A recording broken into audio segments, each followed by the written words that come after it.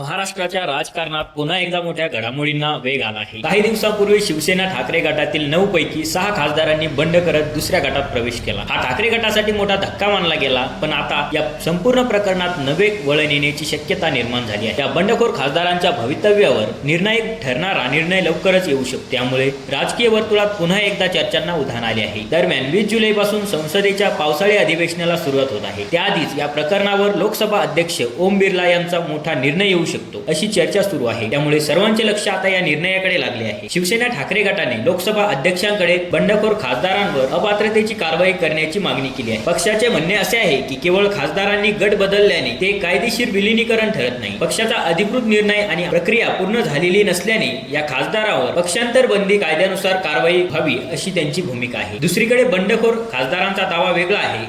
त्यांच्या मते 9 पैकी 6 खासदारांनी एकत्रित निर्णय घेतल्यामुळे 2/3 बहुमताची अट पूर्ण होते आणि त्यामुळे वैध आहे। याच मुद्द्यावर आता सर्वात मोठा प्रश्न निर्माण झाला आहे। पक्षाच्या भूमिकेला प्राधान्य मिळणार 2/3 बहुमताच्या दाव्याला याचे उत्तर लोकसभा अध्यक्षांच्या निर्णयातून स्पष्ट होणार आहे। संविधानाच्या 10व्या अनुसूचीनुसार पक्षांतर बंदी कायद्याअंतर्गत अशा प्रकरणामध्ये लोकसभा अध्यक्षांचा निर्णय अत्यंत महत्त्वाचा मानला जातो। त्यामुळे या निकालाचा परिणाम केवळ या 6 खासदारांपुरताच मर्यादित राहणार नाही, तर महाराष्ट्राच्या पुढील राजकीय समीकरणावरही त्याचा प्रभाव पडू शकतो। जर ठाकरे गटाचा दावा ग्राह्य धरला गेला तर संबंधित खासदारावर अपात्रतेची कारवाई होण्याची शक्यता निर्माण होऊ शकते। मात्र जर बंडखोरांचा दावा मान्य झाला तर त्यांच्या भूमिकेला कायदेशीर मान्यता मिळू शकते। म्हणूनच पुढील काही दिवस महाराष्ट्राच्या राजकारणासाठी अत्यंत महत्त्वाचे ठरणार आहेत। लोकसभा अध्यक्षांचा निर्णय नेमका काय असेल, बंडखोर खासदार पात्र ठरतील की अपात्र, आणि या निर्णयामुळे उद्धव ठाकरे यांच्या राजकारणाला नवी दिशा मिळणार का, या सर्व प्रश्नांची उत्तरे लवकरच मिळणार आहे। तुमच्या मते लोकसभा अध्यक्षांचा निर्णय काय असू शकतो? बंडखोर खासदार पात्र ठरतील की अपात्र? तुमचे मत कमेंटमध्ये नक्की सांगा। सत्ता विशेष चॅनलला सबस्क्राईब करायला विसरू नका। धन्यवाद।